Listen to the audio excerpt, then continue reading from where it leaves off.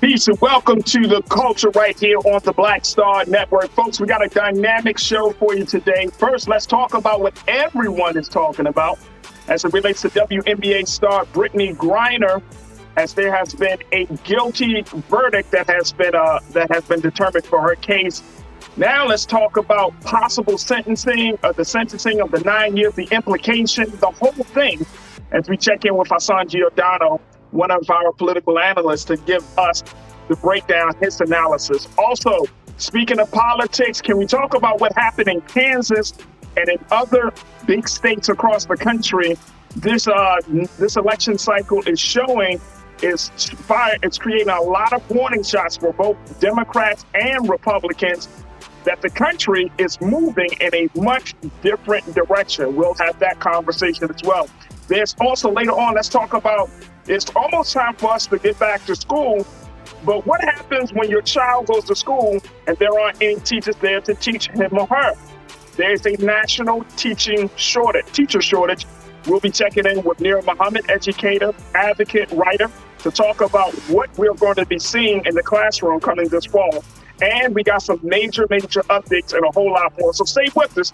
That's all coming at you right here on today's edition of The Culture, right here on the Black Star Network. Let's go.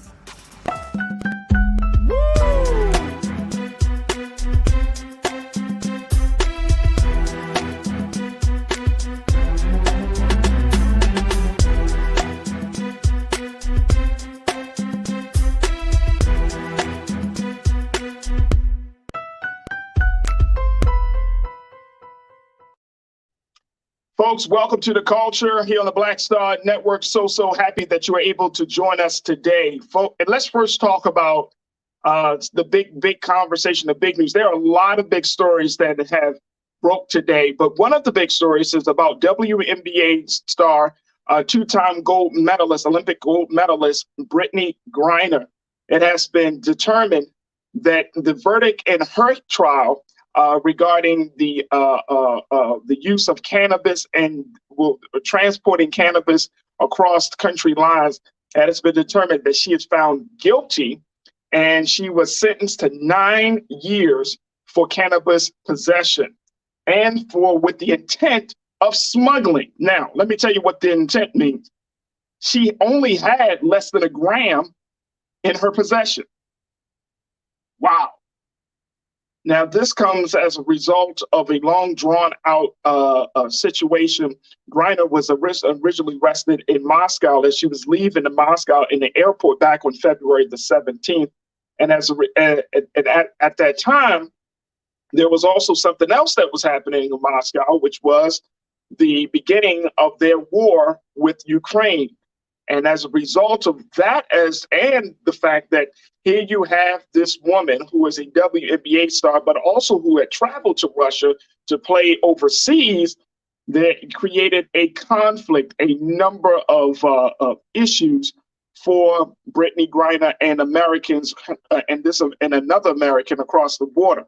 So now that the guilty verdict has been rendered and the sentencing has been determined, many people are asking, well, what is President Biden going to do? Now, we have shared with you that the U.S. Secretary of State, Mr. Antony Blinken, had said that they had proposed a prisoner swap with Brittney Griner and another American by the name of Paul Whelan for Victor Bout, who is an arms dealer and a very, very important person in Russia, who they call the Merchant of Death. Now, Russia has not said yes to the proposal. There was actually, from the Kremlin, talks of possibly adding another Russian prisoner that is in U.S. possession. But there has not been any decision made on that situation as of yet. Now, based upon the fact that we just got the guilty judgment today, now America has to figure out how to best move dealing with this situation. And more importantly, considering the fact that, this is just me, folks, considering the fact that America has been going hard in the paint against this superpower on the other side, now they have to figure out, the Biden administration is going to be challenged to determine what's the best course of action while they want to keep the pressure on the on Moscow and the Kremlin, how do you keep the pressure on a country that you're trying to ask a favor from? Let's talk about it. Let's bring in one of our political analysts. He serves as the founder and owner of DMV Daily Media Group, our brother Hassan, Mr. Politics Giordano. Hassan, good to talk to you today. How are you, bro? Always a pleasure, brother. How you feeling? I'm good. I'm good. So, I love talking politics with you because you're gonna get right to the you're gonna just get right to the facts. Here's my assessment, Hassan. You tell me if I'm off on this, bro. They wanted to make a statement out of Brittney Griner, and Russia knows that it has leverage, even though America, we've imposed all these sanctions and we're leading the charge when this Ukraine conflict. This is a big win for Russia. And this puts President Biden in a very, very precarious position, not just because it's an American, because she's a Black woman, she's a part of the LGBTQ community, two communities that President Biden has come out and forcefully said that he would support. Now, he also has to deal with the other side of the matter, which is you got to ask Russia for a favor when you're talking about talking tough and waging a war against them. How does that all play out, bro? Well, first of all, Russia's court is a cartoon, right? I mean, it's not a democracy. It's not. You think our criminal justice system is bad here in America. Try to go over there in one of those third world countries or in Russia or one of these countries, and you'll be begging to come back to America and our criminal justice system. They needed leverage, right? Paul Whelan was not the type of leverage that America would need. And that's why you never heard them forcefully come to try to prisoner swap for Paul Whelan, right? And that's the espionage. He was charged with espionage and sentenced there in Russia. He's an American citizen and really a political prisoner. So Russia realized that wasn't the leverage they needed. Brittney Griner was, right? They caught her with, like you said, less than an ounce of cannabis oil. Wasn't even the bud. It was the oil that goes into the little vape sticks. Now, while that might not be much in America based on the legalization of it in certain states, it still is a federal offense here in America, and I guess an offense as well in any other country. But to the degree of 9 years is absolutely ridiculous. But again, here's the thing. President Biden puts out a statement, you should have let him go. Well, that doesn't give Russia any leverage if they let him go. There was no way in the world they were going to let Brittney Griner go with any type of light sentence. Matter of fact, the judge made a statement and made it act like she was giving her a light sentence based off of what she called her remorse of the deed, her state of health, and her charitable activities. So instead of the 9.5 years prosecutors were seeking, we'll just give her 9, right? And just call it a day. But again, that was Vladimir Putin getting the leverage he needed in order for him to be able to bring home their what they call their guy, the Merchant of Death. Merchant of Death. And that's what this is all about, right? It's negotiations. They realize they got a hand to play. America realizes they have their own hand to play. And at the end of the day, the people who are stuck in between are Paul Whelan and Brittney Griner, unfortunately, who, if you think American prisons are bad, go over to a Russian prison and you'll be begging to come to have a stay at one of our Holiday Inns compared to theirs. I'm telling you, it ain't good. But here's the bigger issue, though, Farajii, that I think people should pay attention to.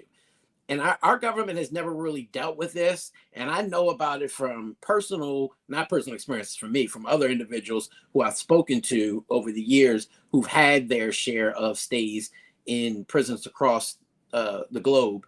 And you see it even on TV with Locked Up Abroad, right? Many of these countries, including what we just saw happen to Brittney Griner, who is a international celebrity, they get charged or they get caught in an airport or wherever, and they're forced to sign documents without translators. And these people are doing it purposely because they don't understand the language. This doesn't just happen in Russia. This happens in countries across the world. And when they get American citizens, they don't afford them the translator to understand the documents that they're forcing them to sign, which in many cases are admissions of guilt. And that's exactly what they did to Brittney Griner. She didn't understand what was really going on and the magnitude of what she was signing, and they forced her into it. And a lot of times they'll use torture methods if you don't try to sign it until you do sign it in countries like Russia, but other third world countries as well. This is an issue that the American government really needs to start focusing on as it pertains to American citizens traveling abroad and being in countries like this, either warning Americans before they travel, or two, working with these countries to ensure that nothing like this goes on for their citizens moving forward. All right, so there are a couple of things I want to bring up as you shared those thoughts, and I think you're on point with that. First and foremost, let us show, and Keenan and Lee's, let's show the statement coming from President Biden in regards to this situation. When he released this statement earlier today. Today, American citizen Brittney Griner received a prison sentence that is one more reminder of what the world already knew. Russia is wrongfully detaining Brittney.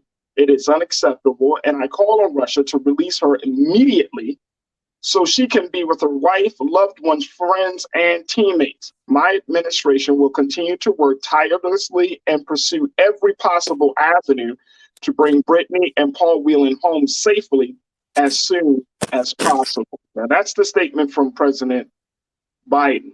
When we look at that, I mean, I understand the tone of the statement, but I would think the president would need to kind of be very strategic about the tone he uses in this matter because of the leverage that Russia wields. They have her, she already admitted she was wrong. There are laws that said that she was wrong. So it's and by her being an international celebrity, it just adds to it. So, do you think, what's the best tone that the Biden administration need to use, or more importantly, Secretary of State? Yes, Victor Bout, of course, but I read that Russia is looking to bring somebody else, and I feel like that might not even be enough for Russia to let her go. What do you think the tone that he should use, and what do you think Russia is really going to be after? Well, understanding that I'm not behind those closed doors, and almost nobody is, other than the Secretary of State, possibly on behalf of the United States and the foreign dignitaries for Russia. But I would assume that it's not just for Mr. Bout. I assume that given the war that we see currently going on, Russia, this is kind of taking a longer than expected tone. And again, Vladimir Putin is really about self-interest and about, his credibility and his image.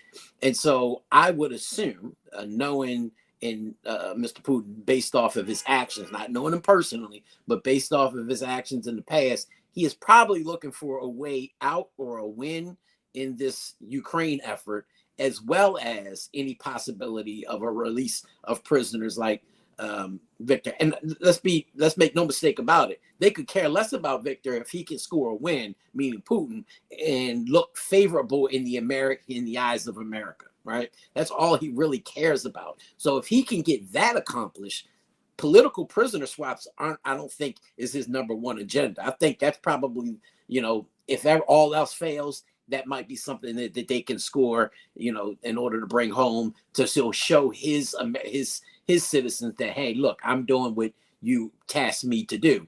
But at the end of the day, I think it's hard pressed for the president to come out making statements like, allow your Secretary of State to do his job, right? Start there. The attorneys for Ms. Griner, of course, they're following the playbook of, oh, this is too much, we're going to appeal. But look, it's true that most individuals with crimes of this nature typically get about 5 years and not upwards of 9 years.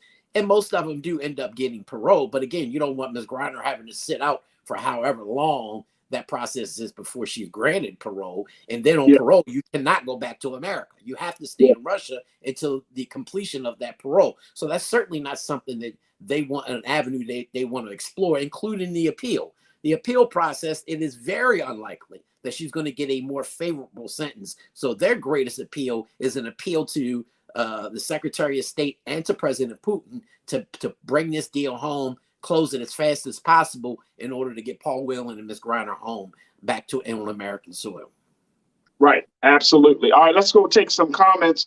Folks are checking in on our YouTube page, Facebook page, and other platforms to share their thoughts about Brittney Griner and the latest development. She is found guilty. She's been sentenced to serve 9 years in the Russian prison system. And guess what, folks? They are still trying to work. And I'm saying they, meaning the Biden administration, is still trying to work to bring her home.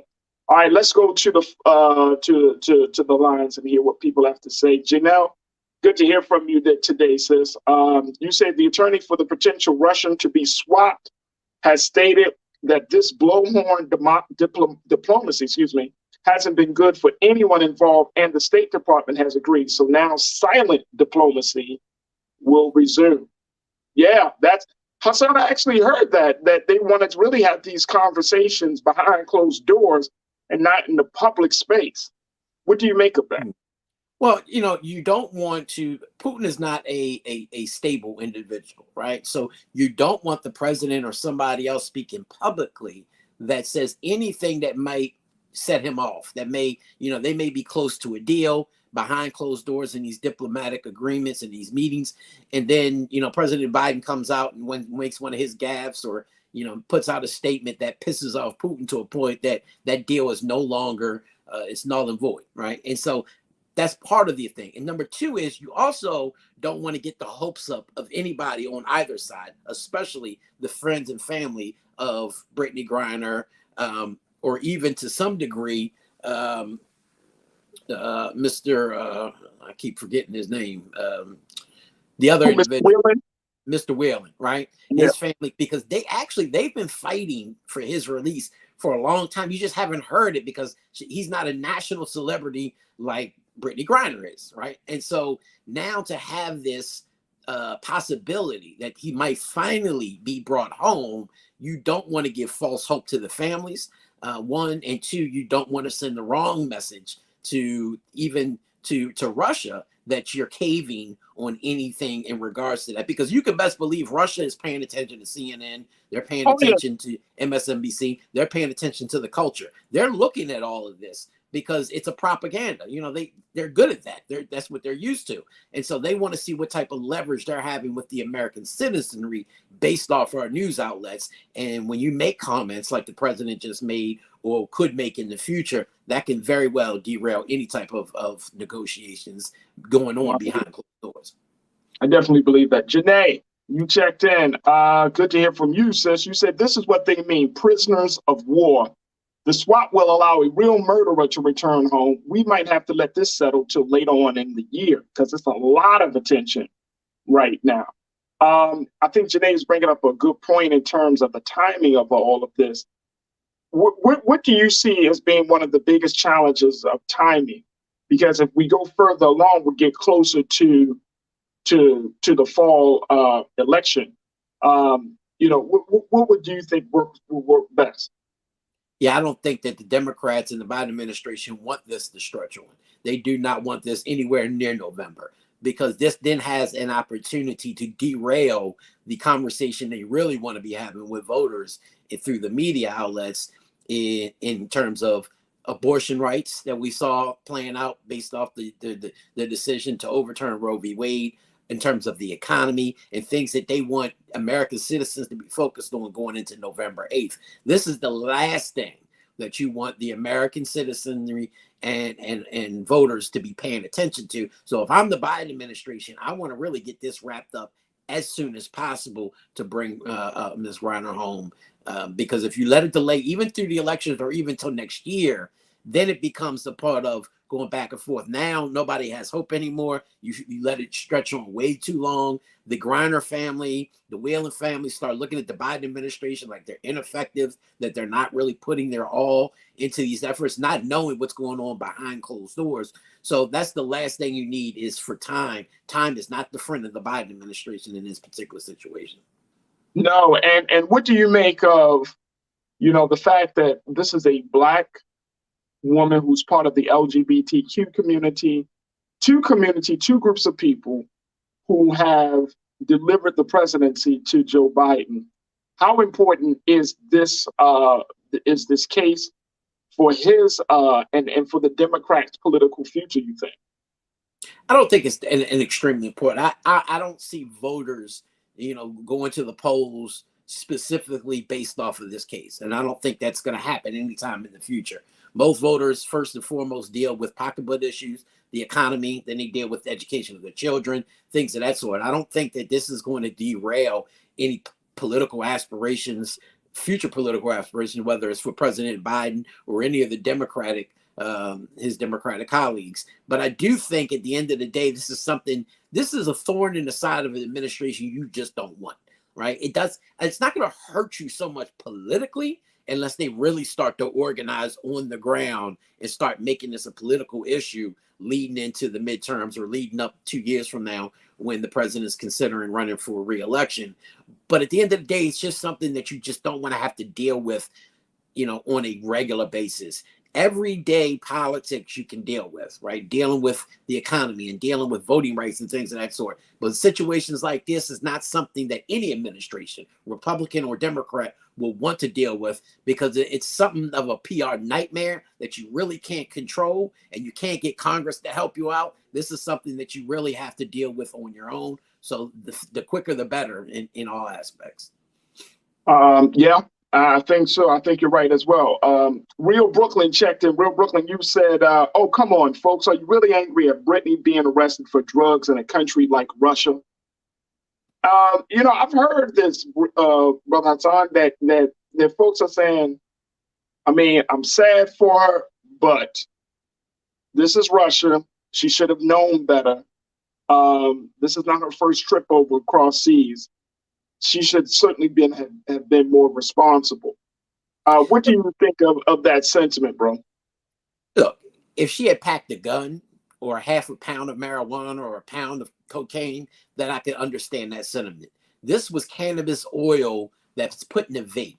It's something that you very well would not even pay attention to when you're packing. Of course, She knew that it wasn't allowed in Russia, right?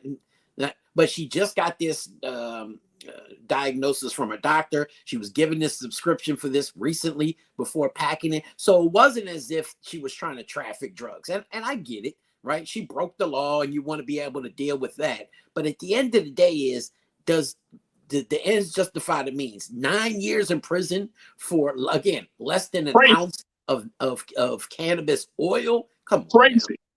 Yeah, well, and I mean, look, you and I know that this is like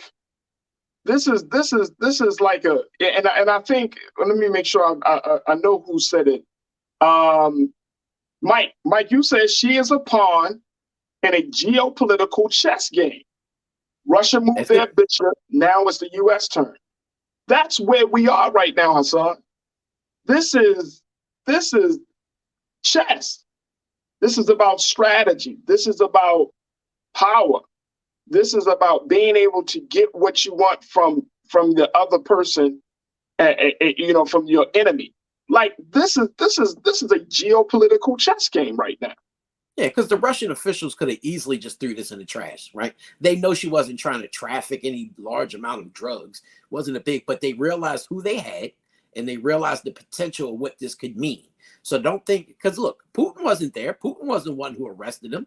But his comrades, they understand this. They knew exactly who they had. They knew what that would benefit for them. Because think about the benefit that the individuals who put her into incarceration, who locked her up at the airport. Oh, you can best believe Putin is giving them something, right? Because they gave him a prize. They gave him something to work with to leverage against America. And that's all exactly what Mike is saying. It's a geopolitical move. And America, unfortunately, hasn't always been the best chess players when it comes to moves like this. Putin has typically outmaneuvered many of foreign dignitaries as well as presidents from the United States, including the past one. So we'll see how Joe Biden and this administration deal with it.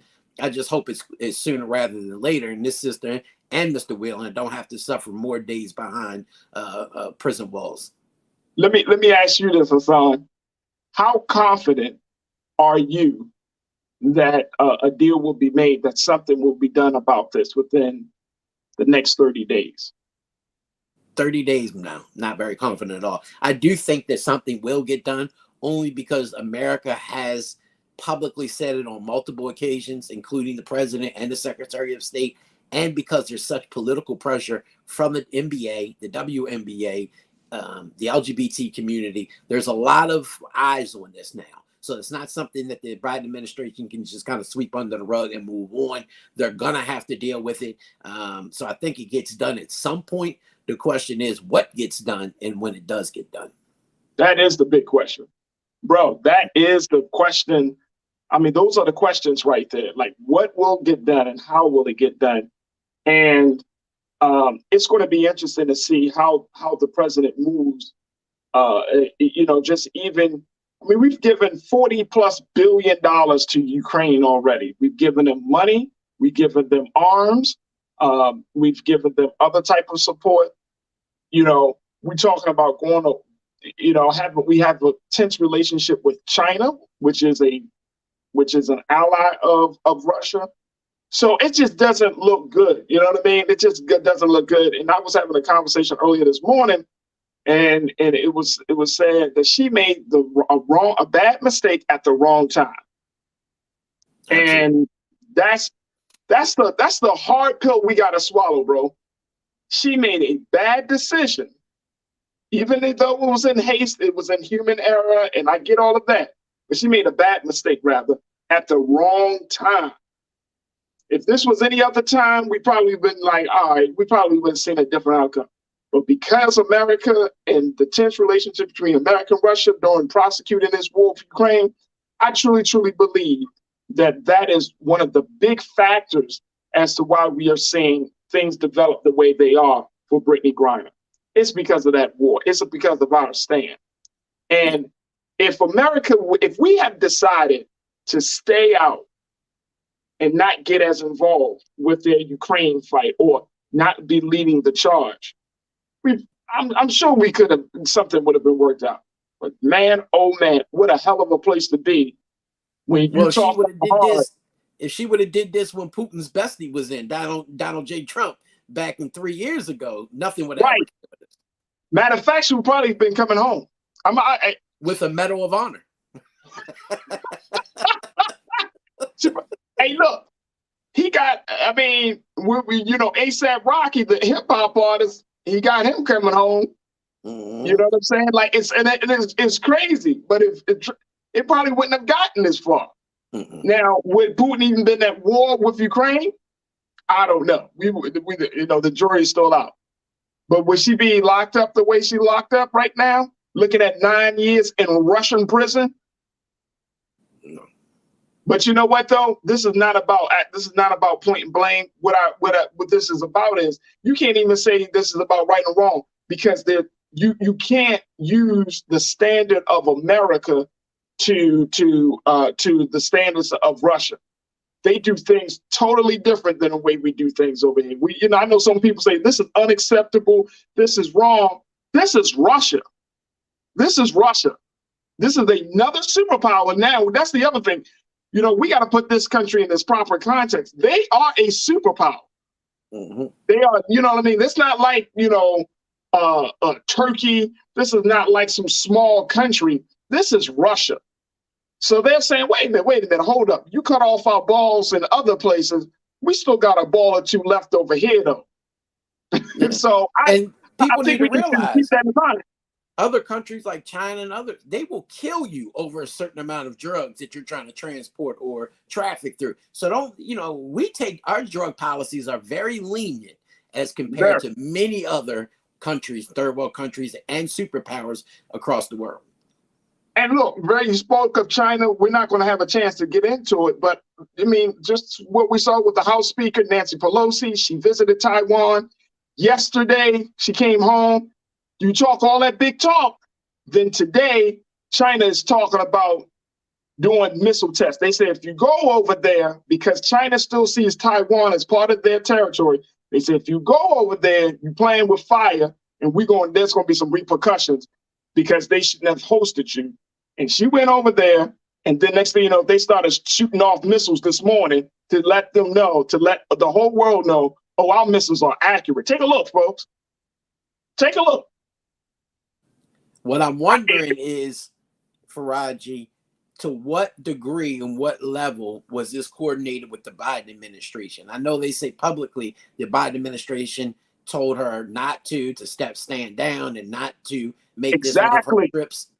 But I don't think that's the case. I think this could have been a soft political hit, kind of like China did with Russia during this whole Ukraine, right? Because they've been silently kind of going back and forth with those softballs, not really hitting each other in the mouth right now. And I think China realizes that this is one of those, and that's why those missiles came about. I'm telling you, at some point, and I think some point soon, China is going to get very hostile to America, and we're going to have to deal with them one way or the other. Hey, bro, we can't afford that. No, not right now. No. No. And if you have a seasoned political leader like Joe Biden, who's been in Congress, who served on many different committees, I am a little bit surprised, and I know we got to take a quick pause, but I am so surprised that at his first year in the White House, or a couple of 2 years into the White House, you're talking about beef with Russia, tense relations with China, tense relations with Iran. Like, Mr. President, you mean to tell me you don't know, you moving like you don't know how these countries are? And that's the surprising part for me, bro. It's like, if you were a second-term senator, you just happen to end up, if even with Barack Obama, you would you made some diplomatic mistake. You are Joe Biden. You've been in this thing for 50 plus years, and you setting fires with all of these countries. And that's the surprising part about this for me. Yeah, Sleepy Joe is making a lot of strategic mistakes. And that's why you've seen Democrats across the country during these midterms act as if they were busy when Joe Biden came a calling about coming to their state to help them with their midterms. A lot of them said, no, we're good. We don't need you by our side, because they know it's more of a detriment to their campaign than it is positive. And that is a sad reality when he is the leader of the Democratic Party. Wow. Look, we're going to speak more about those elections that happened. There was big news coming out of Tuesday's election in Kansas. Hassan's going to break it all down for us. And of course, we want to hear your thoughts on the matter of some of the big elections that came out earlier this week, folks, and the implications it will have on November and the party's direction. Stay with us. Those conversations are coming up next as we come forward right here on The Culture on the Black Star Network. We'll be back.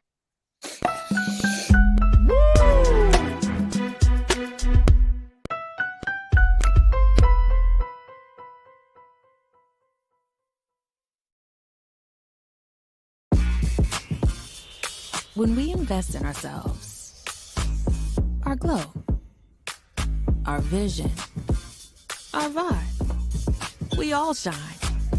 Together, we are black beyond measure. Pull up a chair, take your seat. The Black Tape with me, Dr. Greg Carr, here on the Black Star Network. Every week, we'll take a deeper dive into the world we're living in. Join the conversation only on the Black Star Network. I'm Deborah Owens, America's Wealth Coach, and my new show, Get Wealthy, focuses on the things that your financial advisor and bank isn't telling you, but you absolutely need to know. So watch Get Wealthy on the Black Star Network.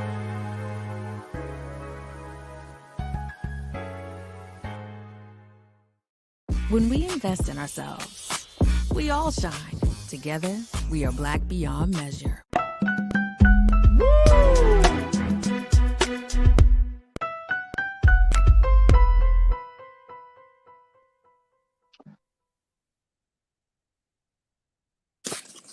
Folks, welcome back to The Culture here on the Black Star Network. Let's talk about what happened in this recent cycle of elections that happened all across the country. Some of the big takeaways from Tuesday's elections. And one of the big one was what happened in Kansas. Man, oh man, if you're in the state of Kansas, you know what I'm talking about. It was a very, very hard blow to Republicans to see that Kansas still wants to keep an abortion right in place for women, and so many other big takeaways from that. Let's bring back now one of our top political analysts. He serves as the owner of DMV Daily Media Group, Hassan, Mr. Politics Giordano. Hassan, when we talk about looking at these elections, all of these things that we have been discussing has been happening during a very, very active season, election year, excuse me. But one of the things, before we even get into the issues, I'm wondering, are people coming out to vote based upon the numbers? Are people coming out to vote in this election cycle during this election year in spite of or because of what's been happening nationally?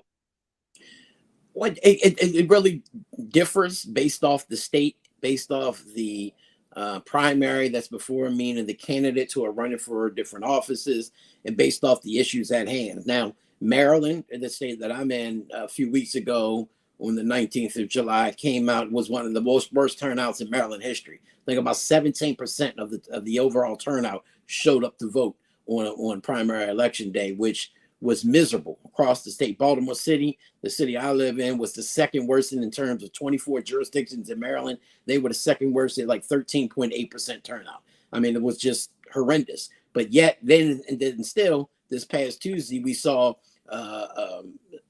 Kansas and other states turn out, and Kansas turned out at over 50%. Now, their Secretary of State at the time, Scott Schwab, had estimated about a 36% turnout in that state.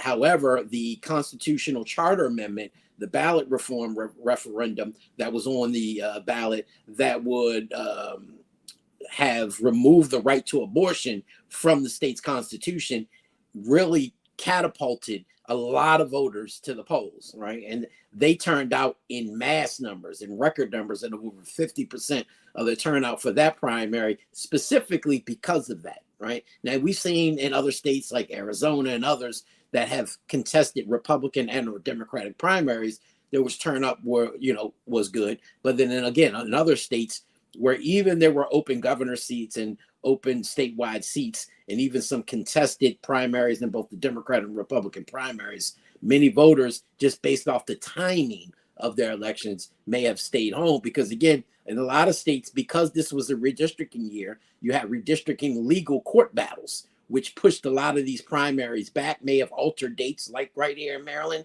And what happened was a traditional primary that may have been done in the early spring now is pushed back into the midsummer, where most people are on vacation or not really paying attention to politics.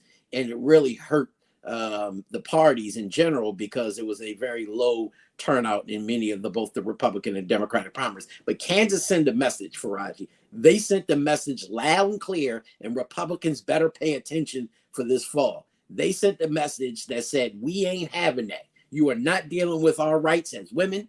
And the biggest winners of Tuesday's election, besides former President Trump, were Democrats and women as it relates to Kansas. So if that was the message that's sent, how confident are you that the Democrats are able to build off of that momentum and to use it to their advantage to get some more seats in Congress? Not as much. And this is the reason. It really all depends on the type of candidate that you're going to have during a general election. And not every state is going to have a referendum item on it like Kansas had in regards to abortion, right? You could talk about abortion being an issue. And if you want to drive home that message based off a particular candidate who's running for governor or U.S. Senate, who may have talked about limiting women's rights to abortion, I think that will really galvanize women on both sides of the aisle. This isn't just a Democratic issue. Republican women and independents alike do not want Congress or anybody else dealing and taking away their rights, especially their reproductive rights. So, in that particular instance, you can galvanize people to the polls. But when you have a state where that may not, like for instance, Maryland, the abortion is protected in our state constitution. They actually, the democratically controlled legislature, even strengthened it even more this past legislative session. So that's not an issue that Marylanders are going to come out for, right? And so again, turnout may not be that great in November because we have a right-wing Republican running against a newer elected Democrat in Westmore. Dan Cox was a Trump-backed candidate. And so there's really no push for voters to want to come out. A lot of people think that the Democratic candidates across the aisle will probably win and win easily. So in their mind, it's like, you really don't need me to come out because they'll win. Where in other states where you have candidates that Trump is backed, and he has an impressive slate, and that we'll go through, I'm sure, during this, from Arizona and other states, of right-wing conspiracy theorists, January 6th, you stole the election from our guy Donald Trump type of individuals.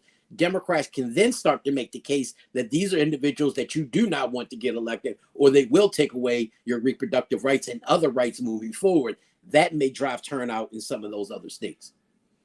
No, absolutely, absolutely. We want to get a couple of comments as we continue to have this conversation, talking about some of the big takeaways from Tuesday's elections that was happening in certain parts of the state. Let's go to Damon. Damon, you checked in and said, look, I voted no on that Amendment 2 here in Kansas to keep abortion protection in place.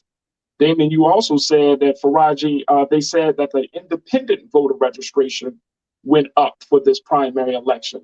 Did you hear about that one, Hassan? Yeah. And so, see, and people get confused at that because there are certain states where as though independents can vote. See, you're used to a closed primary like Maryland, where independents cannot vote in the primary unless they're voting for nonpartisan candidates, like school board candidates. They're not allowed to participate in either the Democratic or Republican primaries. Other states are allowed to. The independents can then choose between, when they go to the polls, they can choose whether they want to vote within the Democratic and or Republican primary during that election. And so that really then allows both parties, and I like that process a lot better, because what it does is it forces the parties to not go to the right or to the left to that extreme, like we've seen in Maryland, right? Because they're not talking specifically to party loyalists. Now they have to start talking to independents and people who are more moderate and down the middle. And when you have that at play, then you start to see a message that is more moderate, and it's not, so conservative or so much liberal, because they have to now consider the independents and the third parties who may show up and vote in their primaries. And so their message has to be tailored for that. And that's what you start to see in general elections alike, because, again, independents then can vote as third parties in general elections. But in states across the country, there are open primaries, whereas though independents can vote in either the Democratic or Republican primary. Yeah, absolutely. McCole, good to hear from you. Damon, thank you so much, brother. McCole, you checked in. Good to hear from you, sis. You said the state of Kansas chose violence on Tuesday. Who wants someone telling them what health decisions they can or cannot make with their body? The women in Kansas were not having it. I'm thinking, Hassan, and tell me if I'm wrong about this. I know that you just mentioned that it's not going to be, the abortion reproduction rights is not going to be a referendum on everybody's ballot, but I just feel like it's going to drive and motivate people. But my concern is that Democrats are going to continue to try to play off of that and still think, oh, okay, well, we got some new people to our party, not understanding that just the general political sentiment of folks is that, yeah, you can be a little conservative, but you can also be a little bit liberal. And so the messaging for the Democrats should be more, I think, down the center versus, oh, they're going to go all in on our side, because that just may not be the case. It isn't. And here's the sad part of closed primaries in elections like Maryland, right? Most of the times in primaries, in party primaries, the person who is closest to the extreme wins, either the closest to the left or the closest to the right. You usually don't get a very moderate candidate anymore winning their party primaries. The problem with that is now you have two extremes running against each other in November both of them are trying to tailor that message, like you said, to the middle, right? Because now you have to not only cater to your party, but to the other party, as well as independents and moderates who are more down the middle. And so you just have the two extremes trying to be moderate when clearly they're not, or they would have never won their primary in the first place. And that is the problem with these closed primaries, because you end up with those type of extremes. Whereas though, had you had open primaries from the beginning, you would have had a more moderate, down the middle type of messaging from a candidate, even if they weren't so moderate, but their message would have been more moderate because they had to cater to those particular voters, as opposed to waiting till November to do so. So, you know, it's going to be really interesting to see how it plays out, especially in states like Arizona, who are, you know, have been trending in the past few years more democratically. President Joe Biden won this state very narrowly 2 years ago, but it used to be a Republican stronghold. Now you start to see an influx of Democrats, specifically around that Phoenix area. And so you started to see it's more of a purple state. But now you have somebody like Blake Masters, who is the Republican nominee for Senate, who is a Trump-backed candidate. You also have Mark Finchem, who was a member of the Oath Keepers, a proud member of that militia. He waived these false allegations of a stolen primary round. He now won the Republican nomination for Secretary of State. And then on top of that, you're either going to have Carrie Lake, who is a conspiracy-minded Trump-backed candidate running for governor, or Karen Taylor Robson, who is a more moderate Republican who is backed by Vice President Pence and other more mainstream Republicans. One of them will be the state's gubernatorial candidate for the Republican nomination. You're going to start to see that message being driven. Is it going to be the far right trying to drive arrest? Because you can best believe those candidates who are Trump-backed are not going towards the center. They're going to make sure that they stay right there where Trump wants them to be. But you may need, the Republican Party may very well need somebody like Karen Taylor Robson at the top of that ticket, a more open-minded, centrist, moderate Republican, to be able to help the down ballot candidates who are running for Congress, state Senate, state delegate. Because when you have these extremes at the top of the ticket, they carry the ticket. That means they carry how much people actually turn out the vote and who turns out the vote. And you don't want these extreme right or the extreme left turning out or staying home because of those individuals. So I'm glad that you brought this up, because the Trump factor is still present, is still very real within the GOP. There are a number of candidates who are backed personally by the former president, and they're winning elections. So a couple of things. One is, you know, we certainly have, you and I have talked offline about, you know, the Democrats and Republicans coming together to create the Forward Party.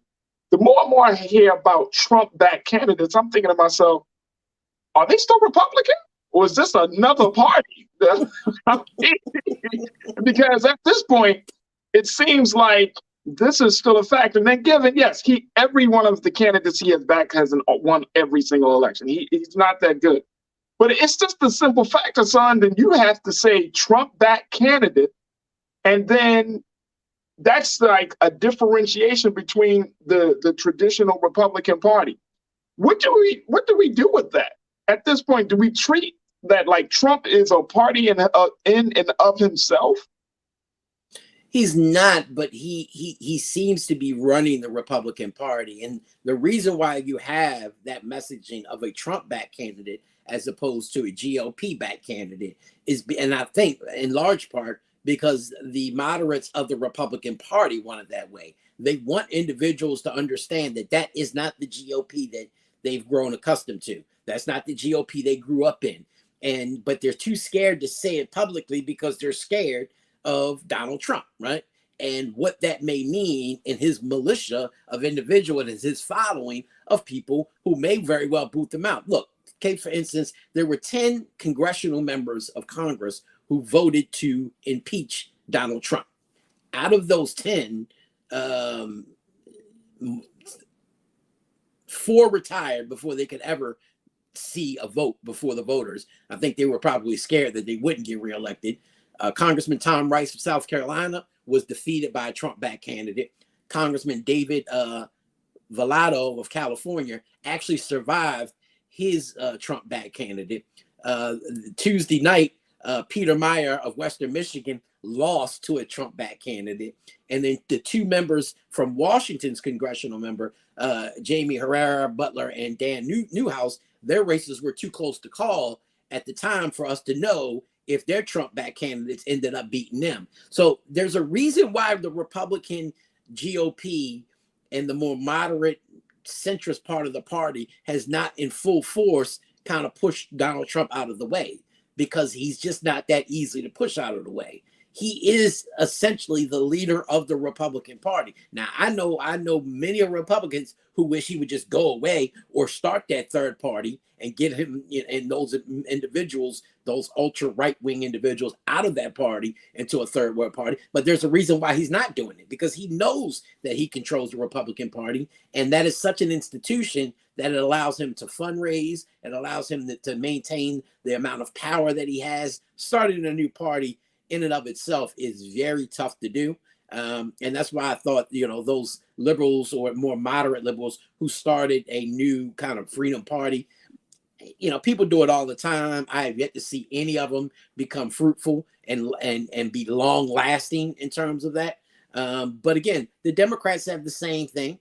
Theirs just isn't as focused. They don't have an AOC with the type of power of a Donald Trump to be able to sway these more liberal left-wing Democrats, so you don't really hear about it. Donald Trump is an enigma, and it's somebody that the news media likes to talk and report on, and it's somebody that even Republicans themselves either fear or like to talk about, but without his knowledge of such. Oh, yeah. How about that? All right, let's talk a little bit as we wrap up this part of the conversation. One of the big takeaways that I heard people talking about nationally is the fact that, politics has gotten to be so toxic that there's still a pull on appealing to, or rather, attacking people from a very, very low place. As we get closer to the general election, do you foresee that a lot of these state and local races are going to be absolutely nasty? Do you think that that's going to be the case, or do you find that, at certain points, like some of the GOP and the Democrats are going to say, if we want to appeal to this more, I would say more knowledgeable voter in America, we're going to have to raise the bar? Yeah, you're going to have, at some point, the right-wing, left-wing parts of the party that we're seeing play out that has become very toxic in this country is going to have to implode. There's going to be a reckoning at some point. It has to be, because there's no way I can see that of moving forward in such an amicable way that we have a party system of politics that is favorable for the people, because at this point it's just not. And that's why you have such low turnout in so many states across the country. It's because voters are just tired. They're fed up with this partisan politics divide that really gets nothing done, nothing accomplished, at least on their behalf. And that's what these people are in office for, right? Is to represent our interests. And it seems like they forgot it. It seems like, these Trump-backed candidates are there to serve his interest, and these others are there to serve their interest. But none of them seem to be worried about doing the interest of the people that they were elected to serve. And that's why I have so much respect for people like Liz Cheney, who said, you know what, I don't care about none of that re-election crap. I'm going to call a spade, and this guy is a lunatic. I'm going to call him that. And if y'all want to put me out of office because of that, I'm okay with that. But I'm going to speak truth to power, because that's who I am. That's what I'm supposed to do. I represent your interests, not my own. And I think, this is a sad game. One of the saddest stories, the greatest joke, we got to leave with this, Farajii, of Tuesday night was the fact that former governor, Missouri governor, Eric Greitens. Now, President Trump, mind you, didn't want to get involved in this. Both candidates to the Republican Party were called Eric. So he just said, I'm endorsing Eric. So either one of them wins, he would win. He resigned his governorship in 2018, Farajii, facing accusations that he lured a former girlfriend to her home, tied her up, tore off her clothes, photographed her partly naked, threatened to release the pictures if she talked, and coerced her into performing oral sex on him, right? Even after his wife accused him in an affidavit of physically abusing her and their younger sons, he pressed on to run for office for the U.S. Senate this past Tuesday, and denying those allegations as if everybody's lying against him, and this is just some made-up fantasy of rhinos, which is Republicans in name only, right? The man ended up getting like 19% of the vote. Like, he came in a distant third. But it's the egos of these people, as if nothing else matters, that they can do anything they want to do, that they're above the law, and they can do what they want, and they're going to continue to run and get elected. That is the type of individuals we got to make sure we make an example out of, to make sure they never come back into politics. Damn. Yeah. Hey, look, I know you probably heard the story of another man. I forgot his name, what state, but he was running for office and he got charges. I mean, he's being investigated for killing his wife. Oh, yeah.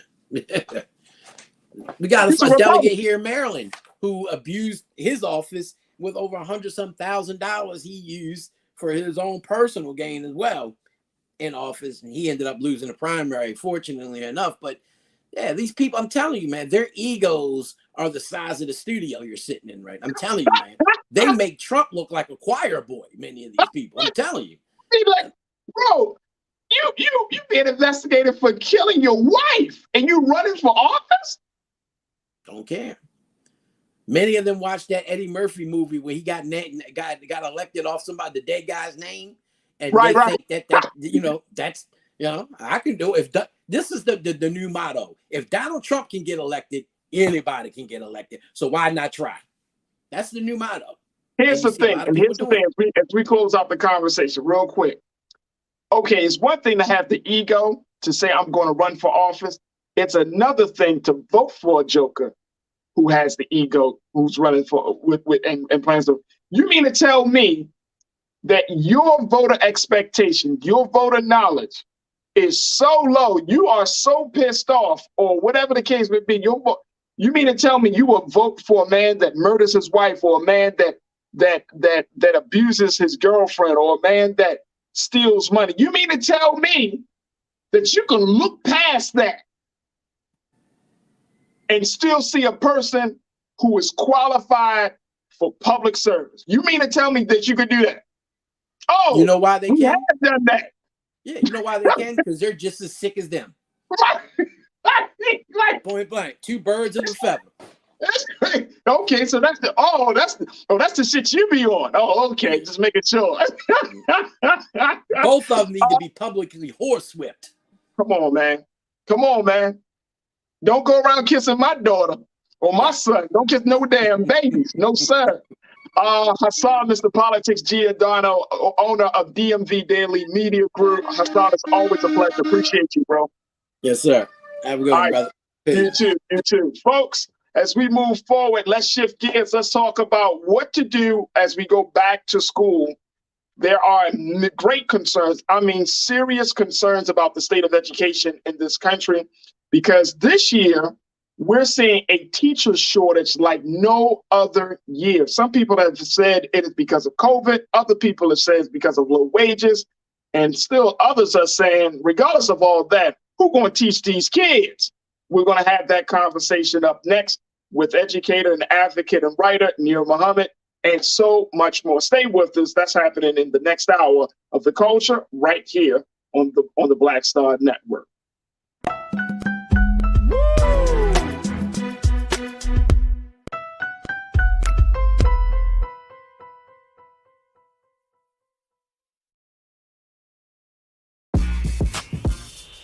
When we invest in ourselves, our glow, our vision, our vibe, we all shine. Together, we are black beyond measure. Pull up a chair, take your seat. The Black Tape with me, Dr. Greg Carr, here on the Black Star Network. Every week, we'll take a deeper dive into the world we're living in. Join the conversation only on the Black Star Network. I'm Deborah Owens, America's Wealth Coach, and my new show, Get Wealthy, focuses on the things that your financial advisor and bank isn't telling you, but you absolutely need to know. So watch Get Wealthy on the Black Star Network.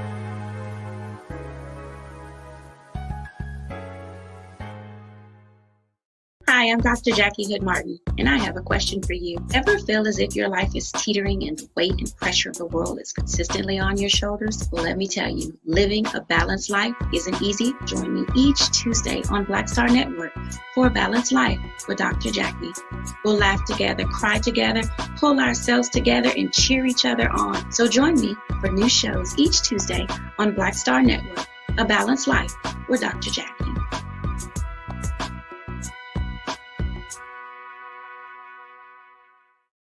When we invest in ourselves, we all shine. Together, we are Black beyond measure.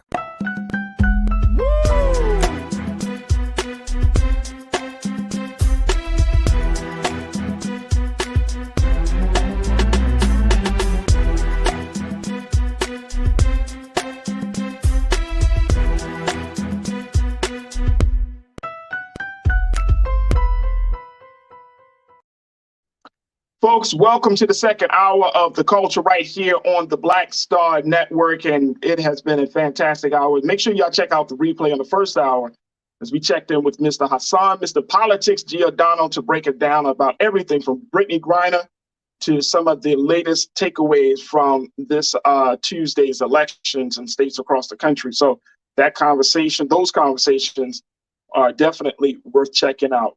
Now we wanted to shift gears from politics to education. Many people are, as we are in the beginning parts of August, there's talk about going back to school. And I know for some teachers, they're like, what? We just got out. If you're an educator, you understand the pain, right? But at the same time, the bigger concern is not about, what children are going to wear or what's going to be taught. It's who's going to teach it. Now there are talks that in districts and school districts across the country that are really, really at a point of trying to figure out who is going to be in the classrooms to welcome these children back to school, as there's a national teacher shortage that is happening. Let me just break down to you for what it is. And we're asking the question, what is the future of public education? But take a look. This came out of the Washington Post that reported this. Let's post this, Lisa and Keenan. Thank you so much. It is the Washington Post reported saying it is hard to know exactly how many U.S. classrooms are short of teachers for the 2022-2023 school year. No national database precisely tracks the issue, but state and district level reports have emerged across the country detailing staffing gaps that stretch from the hundreds to the thousands and remain wide open as summer winds rapidly to a close. The Nevada, for example, take a look. In Nevada, the State Education Association estimated that roughly 3,000 teaching jobs remain unfulfilled across the state's 17 school districts as of early August. In a January report, the Illinois Association of Regional School Superintendents found that 88% of school districts statewide were having problems with teacher shortages, while 2,040 teacher openings were either empty or filled with a less than qualified hire. And in the Houston area, the largest 5 school districts are all reporting that between 200 and 1,000 teaching positions remain open. What is the future of public education? We wanted to have this conversation with none other than our resident educator. She's always very passionate about this. She's an advocate, she's a writer. She also serves as the host of Queen Talks with Nir Muhammad podcast. You can hear them. You can hear that podcast on all streaming platforms. There she is. She's back in the seat. Oh, how I've missed being here, Farajii. I know. We miss you so much. All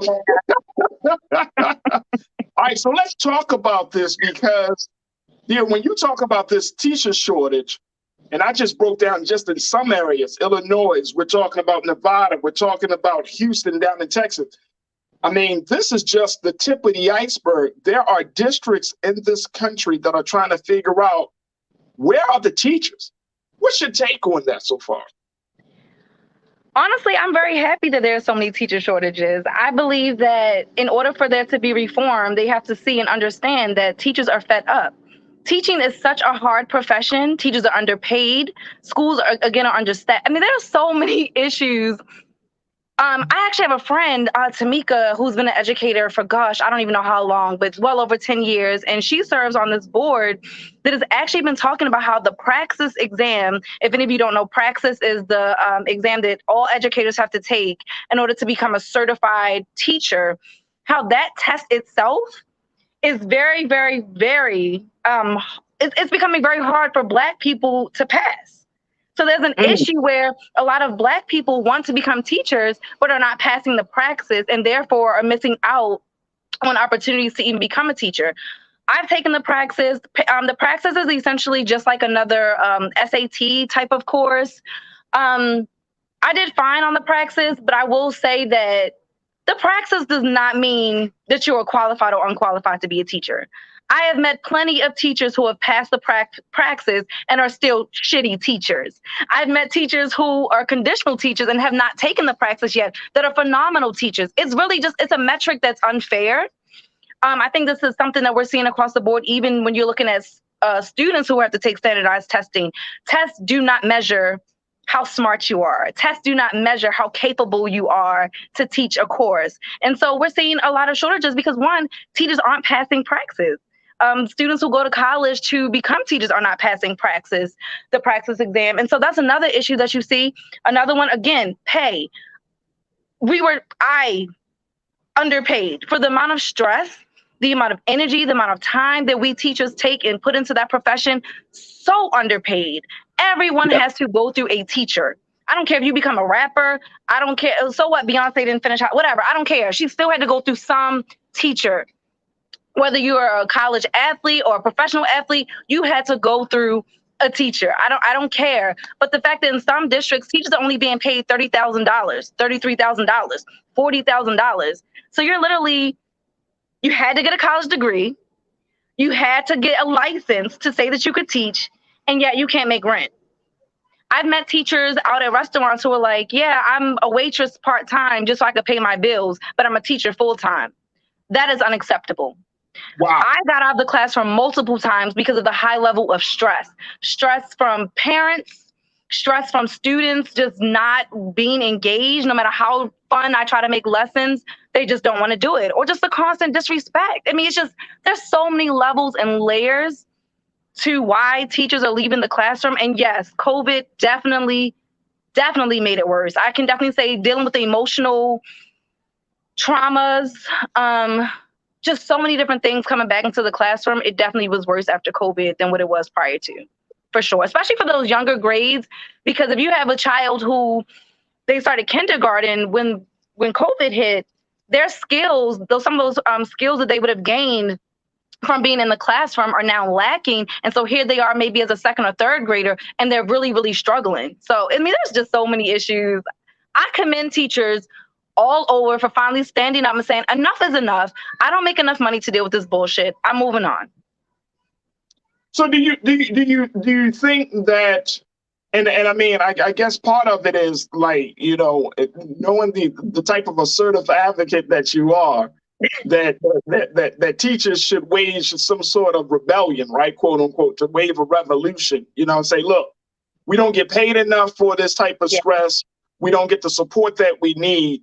But then on the other side of it is that the qualified teachers like yourself and others who do come into the system, y'all have a passion for making sure that Black children in particular, but all students get high quality educational experience.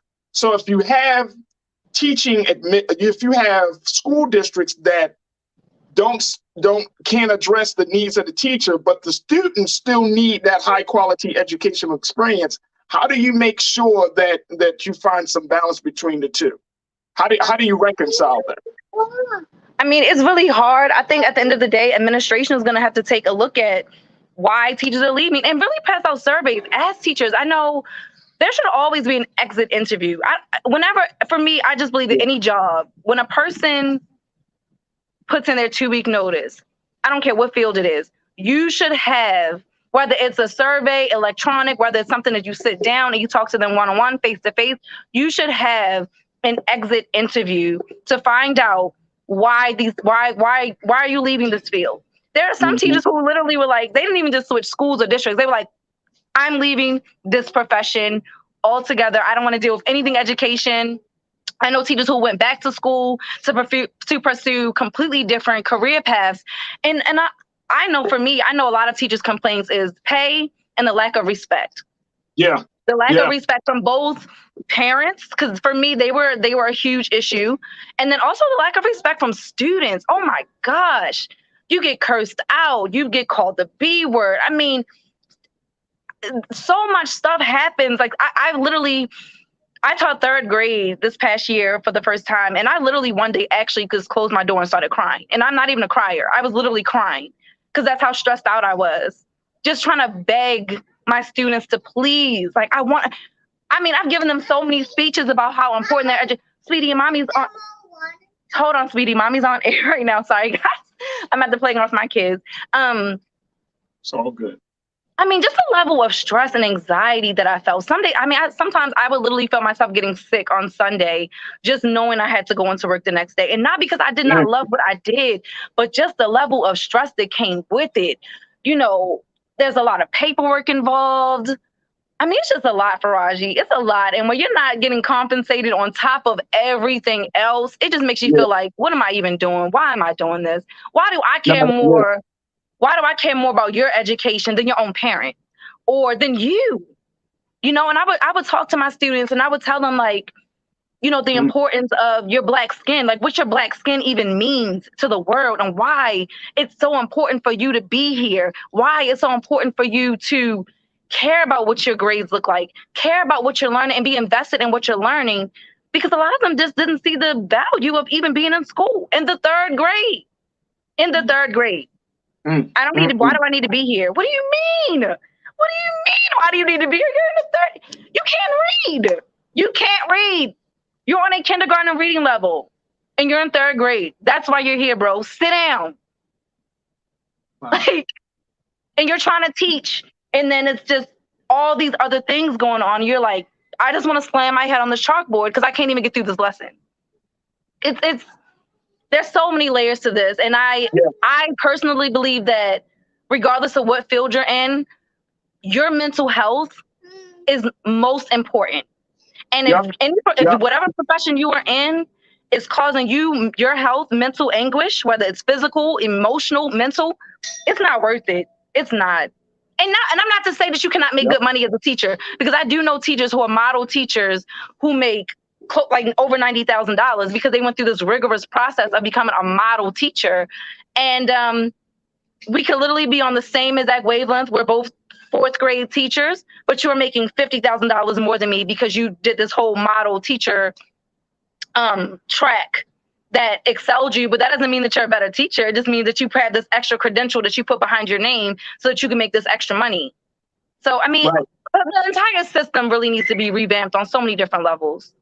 Right. And what you're saying right there is a mouthful, and it speaks volumes about the lack of priorities that unfortunately this country and our own community, Black folks, the lack of priority that we put when it comes to education, and the lack of value that we show when we interact with our educators, with our children's teachers. It speaks volumes. Let's go to go ahead. Sorry. No, but just think about how some people can't even be with their own kid all day. Imagine being with 26 or 30 or 36. My friend Sam said her first year teaching, she had 37 students in her class. 37 4th graders in one Baltimore City class. One. 37 students. 37 students in one class. First year teacher. First year. That's too much. It's too much for the babies. It's too much for the babies. And then, oh my God, another issue. Oh, granted, this is not me coming at any child that has an IEP, because I think IEPs are important when they are used correctly and when they are actually followed. But when you have one classroom with 7 different categories of reading levels, how the hell do you teach one class where there are 7 different reading levels? 7.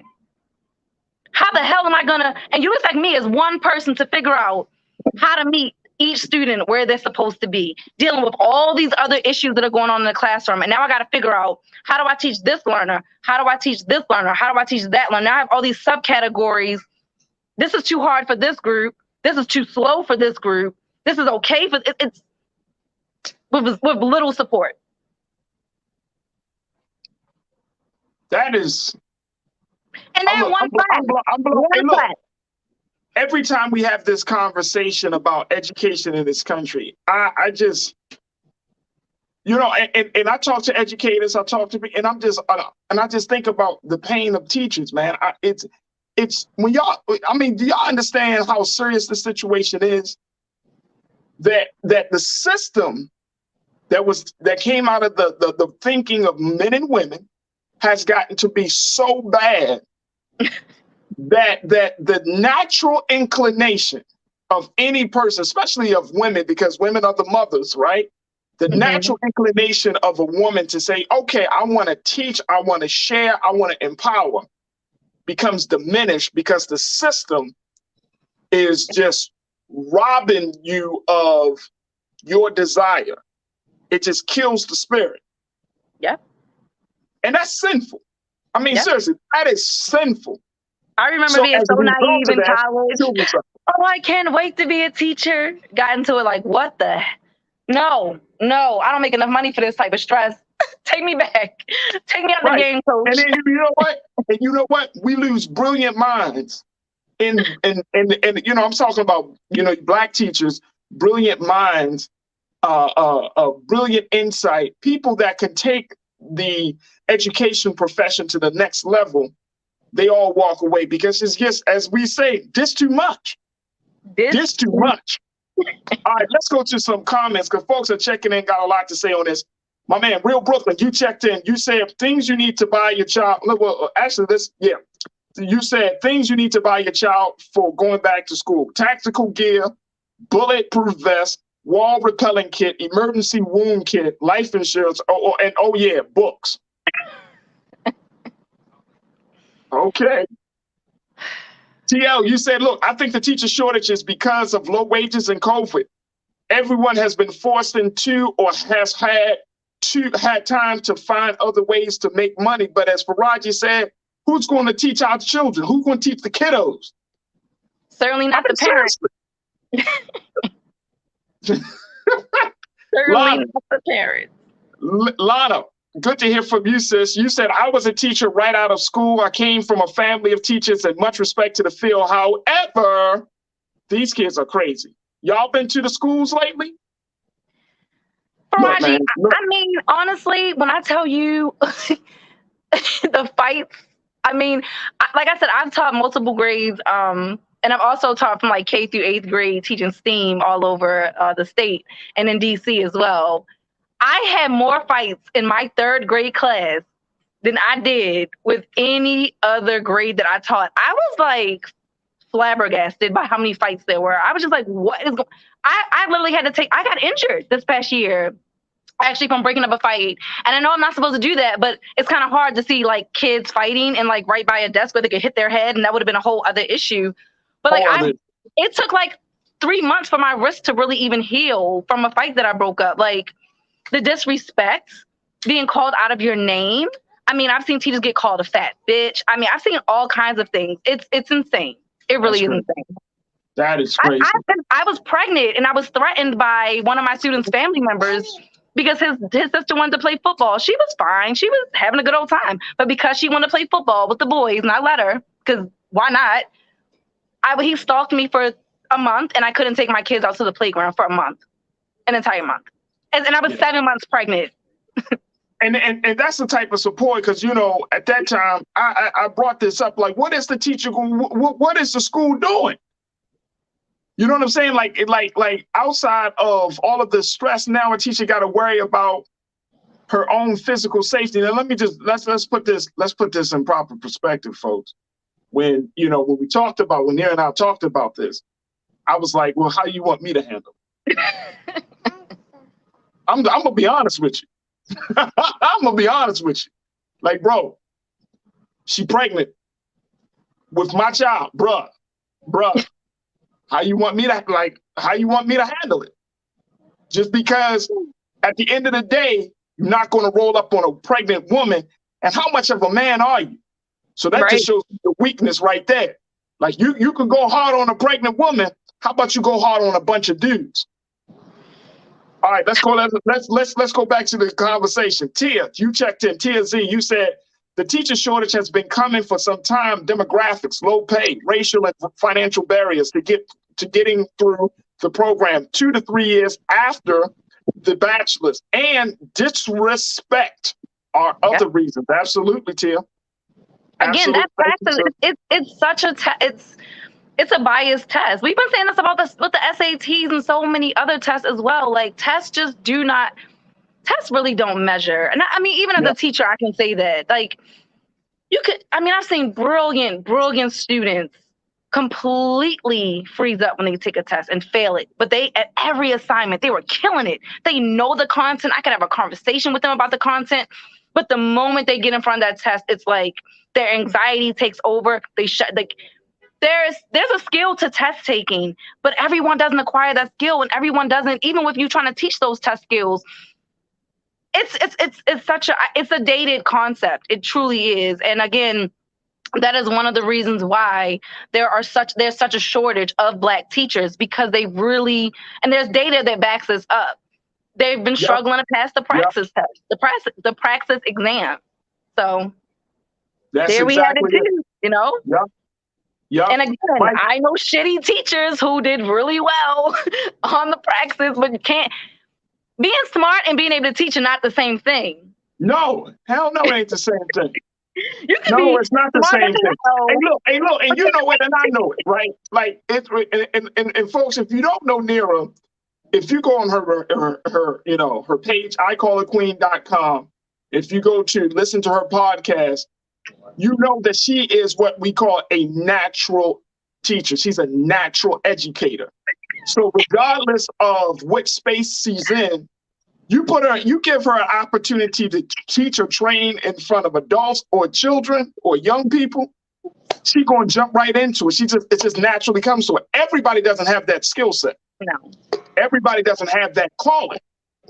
You know what I mean? So for those, and teaching is not a job that you want to take just because you need a couple of dollars in your pocket. No, not at all. Don't be that person. Be the person, like, you don't study years and years to be a doctor, to be like, yo, I just wanted to get a couple of dollars in my pocket. No. You don't take all that time to study law just to say, it's just something to do on the side. So you, as a lawyer, these are callings. I mean, for people that get into the field that didn't study it in college, those are typically, they go through programs like Teach for America. And then they take and put those teachers in low income schools first. They're not ready. So they're not ready. A lot of times it's white women who are placed in Black and brown communities who have zero connection to the community whatsoever. And it's just, let me tell you, it adds to the disconnect between the students and even them wanting to learn. Not saying that it's all rainbows and sunshine for Black teachers, because I just explained to you that it's not. But I can say that I've had more great experiences than I had bad experiences. I agree. It's funny because when I've had so many students call like mom, and I'm like, oh, I'm sorry, you're not my mom. But that's how close they feel to me, that they're able to, like, they call me mom by accident. And there's beauty in that. There's beauty in being able to look at them and say, now you better sit down. And they're like, but it's a different connection. You know what I mean? Like, I can talk to them in a certain way because they know that it comes from a place of understanding and love. Whereas they will tell me, oh, if so-and-so, a white teacher talked to me the way that you do, I would have had a problem with that. But because it came from you and I know where you come from, then it's okay. Yeah, absolutely. Let me just take a couple more comments and folks, because folks have a lot to say. Mike, you said one of the ways we can better compensate teachers is for first-time home buyers. Give them a voucher for $30,000 down on a home in the zip code of where they teach, Farajii. Mike, we actually have, there are programs like in Baltimore and they in ain't other giving places. 30,000 though. They ain't giving 30,000 though. They ain't 30,000. I think they give you like 10. Maybe they give you like a credit of $10,000 or so. I think it's like 5 or 10,000 for closing costs. Can y'all excuse me? Move. Yeah. Karina, you checked in, and Karina, Mike, thank you so much, brother. Karina, you checked in. Always good to hear from you, Karina. You said college counselor and college readiness teacher here, or at least I used to be. Bless all the educators, but this one is done with the classroom and the school building. She's like, I don't even want to see the damn school building. Karina, I appreciate you.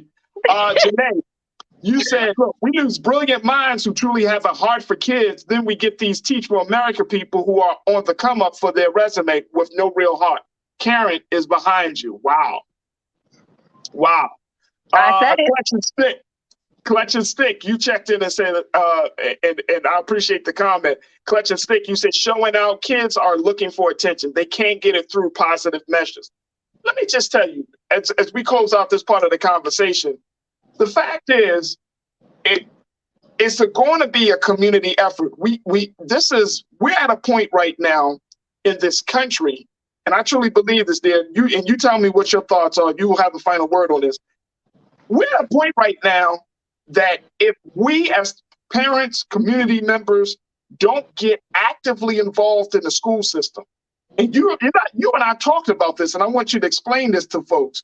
Like, for example, if you go onto these websites like Great Schools or niche.com, where you can see what just do it for fun. Go onto these websites, Great Schools, I think it's greatschools.org or .com, Niche, N-I-C-H-E, and go and rate and see what the ratings of your children's school is in your neighborhood or wherever your school your children go to. And look at the rating. They do a simple rating, 1 out of 10. You know what I mean? If 10 is the highest, 1 is the lowest. Yeah. But if we don't get involved and you see your school rating is at a 2 or 3, which a lot of schools are, public schools are, then what that means, and Nira explained this to me, she said, this is not always about the children. There are other factors that can take a school down. Talk to us about that. Yeah, so the school rating is based on different things. It's based on how well students are progressing in math and reading. It's based on parent participation. It's based on teacher ratings in terms of when we're observed, our qualifications, all those things are factored in. And then it's funny because the school score is also factored in the teacher rating. It's like this hand-in-hand thing. So standardized testing is a big thing. That's how they rate this proficiency. It also is rated based upon how students are progressing for each year, whether or not they are improving, moving on to the next year. I mean, there are a lot of different factors, but I will say that test scores do play a major role in some of the schools. So, I mean, I personally worked at schools that when I looked up the school score, I was like, oh, shit, we're a 2 out of 10 school. Does that mean I'm not a good teacher? No, but it means that, I mean, there are a lot of factors. I can tell you this year when my students took their standardized testing, most of them told me they didn't really take it. Most of them literally said, oh, yeah, I just skip. I mean, if it's a 70-minute block for a test and the entire class is done within 15 minutes, that pretty much tells you that none of them actually took the test. So that's going to reflect on the school, and it's going to show that the kids don't know anything. They're not basing off of their grades. They're basing it off of how well they did on the standardized testing. So. And when we talk about that rating down the road, that can stop funding. That can stop that. It might your enrollment is going to go down. I mean, it's like a domino effect. Yeah. And unfortunately, these lower schools are found in the Black and brown community, and it's unfair. But again, those standardized tests are where a lot of our kids struggle. I know we even had a little boy who spoke Arabic. He didn't speak English, and they still made this boy take the standardized test. He can't read. Damn. Make it make sense. And see, this is why it's important that as a community member, just as much as you are a parent, that you get involved in some way, shape, or form. You ask for those accountabilities. There are surveys and there are ways very quickly. There are ways that you can there are tools and ways. Just call your school district headquarters and say, look, I'm hearing some bad things about the school, but I see that another school not too far from here is excelling. Why is that? Yeah. I mean, we're not having those type of conversations. And I mean, some of us, let me just say this, some of us individually, but in mass, collectively, we gotta get out of thinking that the schools know what they're doing all the time. They always got it right. Your child could be going to a school that's rated 1 out of 10, and you thinking they're getting the highest quality educational experience, and they're not. Yeah. But you know what the difference is? The difference could be you or that community can make all the difference in the world. Yeah. Yeah, I mean, like I said, I worked at schools where there were phenomenal teachers, and the school score was still low. You cannot blame the teachers for having a low score. When we're dealing with so many other issues in the classroom, I don't believe that the school score is a proper reflection of the work that is being done inside of these schools, right? Right. I also know that with private schools, parent participation is mandatory in a lot of these private schools. It is mandatory that parents volunteer, that parents sign up, that they have a class parent. These are public schools should and could try to model some of these private schools a little bit better. Like, why not? If we see that these things are working in private schools, why not try to implement some of those things in public schools? Right.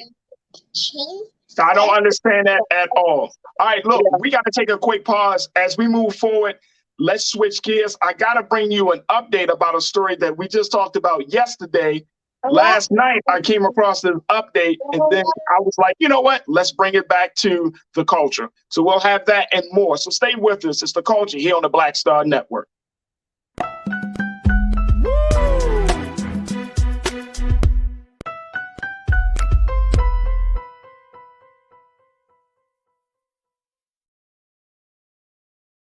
When we invest in ourselves, we all shine. Together, we are Black beyond measure. I'm Deborah Owens, America's Wealth Coach, and my new show, Get Wealthy, focuses on the things that your financial advisor and bank isn't telling you, but you absolutely need to know. So watch Get Wealthy on the Black Star Network.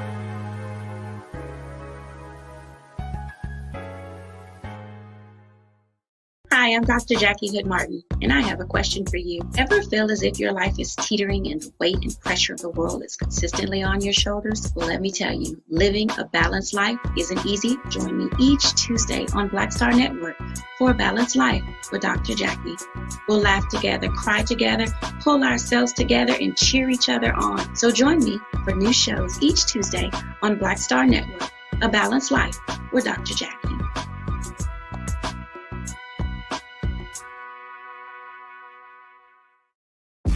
When we invest in ourselves, we're investing in what's next for all of us.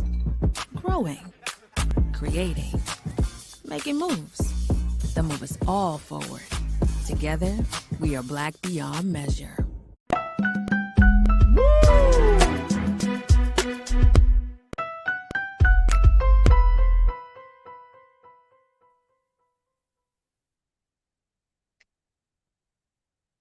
All right, folks, for our next conversation, I wanted to bring you an update about the story that we had just talked about yesterday. Remember that I shared with you about how one Airbnb superhost by the name of Brad, his last name is Hauser, how he had put up, he had listed his Airbnb property as being a state-of-the-art Airbnb. Well, it ended up being a cabin that housed enslaved people, i.e. people that look like us. He put it on the Airbnb market. Well, Airbnb found the listing, talked to the superhost, and they issued an apology. Let me just share with you what they said in their recent statement. And I just want to get your take on whether you find this to be sufficient. But they removed the listing of this superhost, a cabin that once housed enslaved people in Mississippi. It was listed on Airbnb as a luxury space. And according to their recent statement, they said properties that formerly housed the enslaved have no place on Airbnb, according to the company spokesman, Ben Brett. He said in a statement that was sent to the Washington Post, he said, "We apologize for any trauma or grief created by the presence of this listing and others like it, and that we did not act sooner to address this issue." Now, the current owner, like I said, his name is Brad Hauser, said that the previous owner had decided to market the building as the place where slaves once slept. This is the quote from Mr. Hauser. He added that the building was a doctor's office rather than quarters where enslaved people slept. Why does that make a difference? He also added that he is not interested in making money off slavery, and also apologized for a listing that was insulting African Americans whose ancestors were slaves. Now, it was also previously reported that there was video that shows that the unit is openly advertised as a location where enslaved people lived in the 1830s. It was later used as a cabin for sharecroppers and eventually as a medical office. I want to bring back Culture Crew member Nir Muhammad, host of Queen Talks with Nir Muhammad, as we take a look at this. Nir, when you think about this story, a place that housed our people who were enslaved, being on Airbnb, Airbnb is trying to distance itself, saying, "Look, we apologize." Is that enough at this point? For Airbnb, I mean, I guess that is enough in terms of Airbnb, but I definitely think that this person should definitely be banned from ever being allowed to host anything else or post anything else through Airbnb. It just was bizarre and just really weird. Just extremely, extremely weird, but not surprising. This is America. So, yeah, I mean, and that's the other part about it, right? Like, the other part about it is that this is America. We're at a place right now where our history, and you are a history buff, our history seems to be, just up for whatever type of issue. Our history seems to be, hey, anybody can talk about it. Anybody can profit off of it. Anybody can do whatever with it. We can't do that way with other people's history. We can't talk about Jewish history. We can't talk about European history. But when it comes to Black history, it's fair game. Yeah. That actually just made me think about Summer Walker's outfit that she wore to the BET Awards. How it was, oh, this is cultural appropriation. Oh my goodness, that was so disrespectful for her to wear this jewelry. And it's just like, are we serious right now? Yeah. Is it like, as Black people, are we not constantly culturally appropriated? So that's it. It's just very interesting that when the tables are turned, I mean, our guy, Dave Chappelle made a joke about this before, about you can say the N-word on TV, but there are certain words you can't say. So, I mean, at the end of the day, when it's at the expense of Black people, it's acceptable. When it's everybody else, it's unacceptable. Yeah. So when companies are in a kind of like a situation that we saw with Airbnb, I'm thinking to myself, an apology is fine, but how do you ensure to people that, and like I said, this guy was a super host, right? So he had like a 4.97 rating. He had, nearly 70 reviews, good reviews from people. Some people, most of them came from white people. Damn it. Some people. So when you have that type of situation, folks, it just creates a whole lot of other. It's like this, It puts us in a crazy position because it's like partly Airbnb should have picked this situation up much quicker than this. But folks, this is the problem. If we don't take our history seriously, no one else will. If we don't have a very a collective sense, like, and I know some of us, we rush to this point like, oh, well, slavery is over. Why are we still talking about it? Because that's a part of our history. That's a part of our history. So we can't just act as if it's not important, it's over, when the history of any people serves as the foundation for how that people think, how that people operate, how that particular group of people just integrate and how they're able to contribute to society. It's not just, oh, okay, that happened then, and then we just move on. Let's go to some of the comments, because I want to hear from what you guys are thinking about this whole situation with Airbnb being in the position that it's in. Let's go to Janae. Janae, well, first let's start with Donita, then we got Janae. Donita, thank you so much for checking in. You said you can't apologize for something that was done intentionally. Stop it. You got bad press, and now you want to apologize. And I think that's a big part of it. That's a huge part of it. Stop it. Stop it. It shouldn't have gotten this far. So I'm with you right there, Donita, and I appreciate you for checking in. Janae, you said, can we get the idiots who rented it and gave it 4.9 stars and give their apology? And can we make them Donkey Bama of the Year? Yeah, that's a big shout out to Charlemagne the God. We could make them a Donkey of the Year, right? Give them that prestigious award. But, you know, I'm kind of convinced now, folks. I'm really kind of convinced that at this point, we can't just make up, you just can't just, I feel like something harsher. This is my history. This is my people. This is our ancestors. We don't make fun of Irish people. Do you make fun of the British? Do you make fun of all of these folks, right? We often make fun, again, our history is fair game, but when somebody else's history is being talked about, we must preserve it. We must give it the utmost respect. And I'm going to just tell you, like, that's not fair. No. That's not fair at all. Janae, thank you so much. Chris V, you checked in. You say, that dude was thinking, why is everyone outraged at him? He's probably saying, it's not like I'm a slave owner. Shaking my head. Yeah. He probably is thinking that. He probably is thinking that. He probably thinking like, man, it's not even a big deal. Why they so mad? Then he going, the crazy part about it. He equated it to like staying in like a Harry Potter themed house. Like, what? No, it's not the same, bruh. It's not the same. It is not the same at all. The crazy part is he tried to justify it by saying, oh, it was a medical office. That was the last place. Before, at that point, it was a sharecropper's house. Before that point, enslaved people lived there. Bro, what are you talking about? And see, this is again, I said it yesterday. Again, it comes down to the lack of respect for African American history. There's a lack of respect. They don't care. That's why they want to take it out of the history books.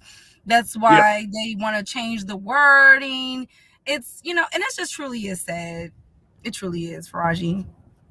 Yeah, it's sad, and I think to the big point of punishment or any type of accountability, that is, and we talk about cancel culture.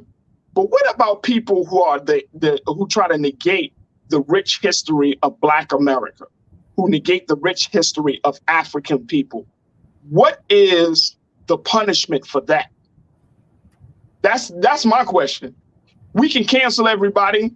Do we go on Airbnb and say, look, I've used the Airbnb. They must got to raise their standards on being a superhost.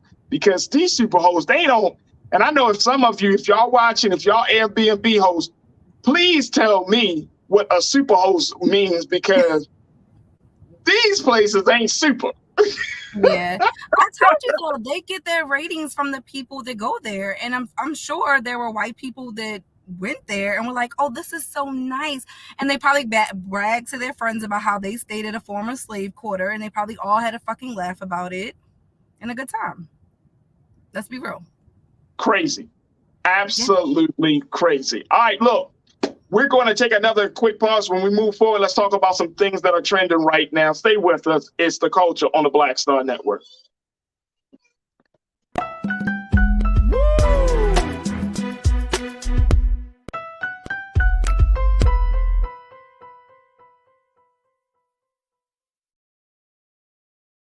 I'm Deborah Owens, America's Wealth Coach, and my new show, Get Wealthy, focuses on the things that your financial advisor and bank isn't telling you, but you absolutely need to know. So watch Get Wealthy on the Black Star Network.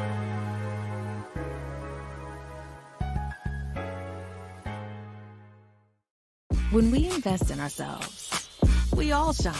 Together, we are Black beyond measure. Hi, I'm Dr. Jackie Hood Martin, and I have a question for you. Ever feel as if your life is teetering and the weight and pressure of the world is consistently on your shoulders? Well, let me tell you, living a balanced life isn't easy. Join me each Tuesday on Black Star Network for A Balanced Life with Dr. Jackie. We'll laugh together, cry together, pull ourselves together, and cheer each other on. So join me for new shows each Tuesday on Black Star Network, A Balanced Life with Dr. Jackie.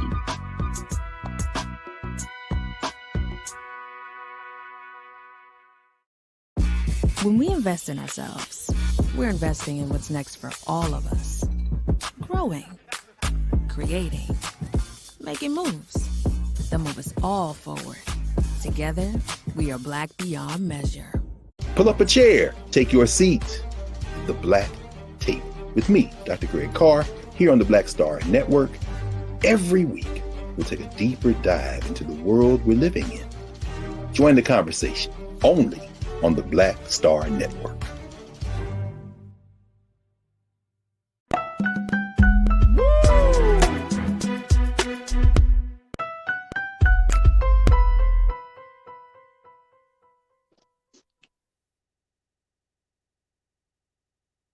All right, folks, welcome back. In the final few moments of today's show, I wanted to kind of take the conversation about one particular issue a little further.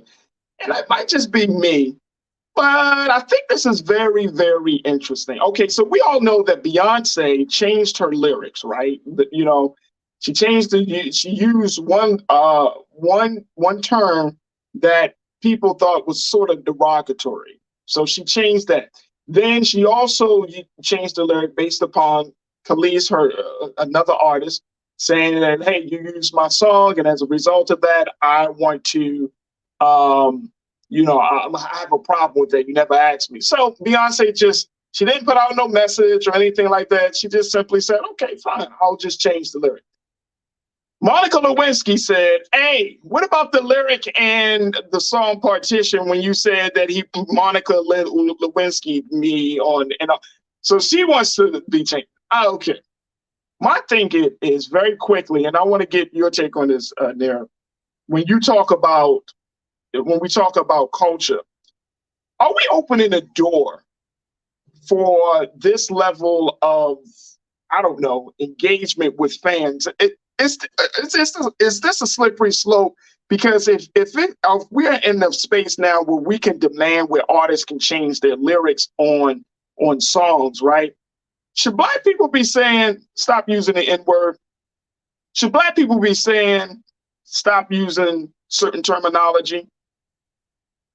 Like, do we have the right to say that to our artists and demand that? No, I don't think so. I mean, as a writer, as a creator, no, I don't want you to remove my creativity. It becomes a thing where then you become afraid to have your regular natural expression. First of all, Monica Lewinsky needs to sit the fuck down, because people say, Monica, if you want Beyonce to take that out of her song, then you better go back and every single rapper that has referenced that moment and ask them to take it out. There are movies that have referenced that. Girl, you did what you did. We've all done it. You're fine. Okay? It's just funny at this point. It's a cultural thing. I've known about this since I was in elementary school.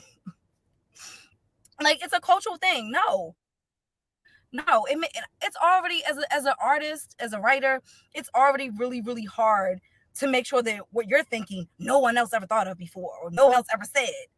It's hard to do that. Because we all live in the same world. We're all influenced by so many of the same exact things. It's like you're just nitpicking. Like, I'm gonna be honest, when I heard the song, I did not think about Khalees's song for like not even a second. I had to go back and like try to listen to them both to like see what she was talking about, and I still was kind of like, okay, Khalees, like whatever. I actually love the fact that Beyonce was just like, just remove this little song, this little whatever. Because at the end of the day, Khalees, your career will never even touch Beyonce's. And so for her, it's just like, whatever. It's just a nuisance, if anything. To me, Khalees, you should be embarrassed. The way that she went off on this big tangent on social media about it, it made you look silly. It made you look bitter. Just stop. You look like a hater. You sound like a hater. Yeah. And I feel like if anybody, you should have been mad at Pharrell because it was his production and not yours. And it was people are just so annoying about every little thing. And it's just like, let it go, Khalees. Regardless of whether or not Beyonce changed that one little thing, your music career could never see the heights that Beyonce's could. And I don't know if that's why she's salty. I don't know, but just... I don't know either. I mean, I get it because as an artist, you know, I mean, we're both artists, and I understand that you feel like, oh, that's my creative intellectual property, you quote unquote, right? In the music business, unless you own the masters to your songs, in the music business, unless you specifically outline in your contract agreement that you own every parts of that song, part of that song, it belongs to the producer. Part of that song belongs to other people. Yeah. So it's just interesting, but it just made me think about. When you think about a beat, because you make music, Farajii. When you make music, right, and you're a studio and you're working with the producers, that soundboard that you guys use to create those beats, it's the same instruments that everyone else uses. It's so easy to be in your own zone making a beat, and then somebody else is like, whoa, that sounds like my beat, and you're like, oh shit, that wasn't even intentional, right? Because it's only so many instruments you could use to make a beat. But let me check this out. How many songs are out there in the world? Producers, how easy? Yeah. No, I get it. No, and I go ahead and finish your point. Go ahead. No, I was just going to say that most producers. It has to be so easy to.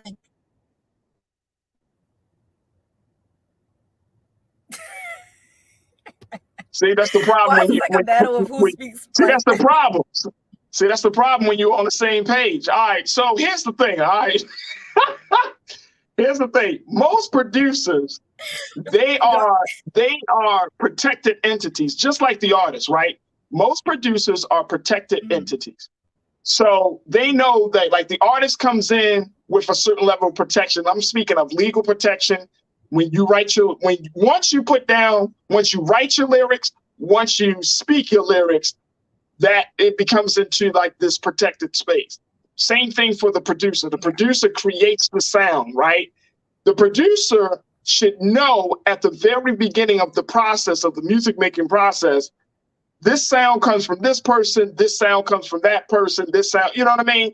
And I have to do a couple of things. Either I pay people to use that, I credit them to use that sound because it's still pieces of that sound. I mean, there are protections in place. So you're right, to the point of, it's really with Pharrell, right? Like, unless, again, I haven't heard if Khalees uses the music or own the music, but it's really with Pharrell.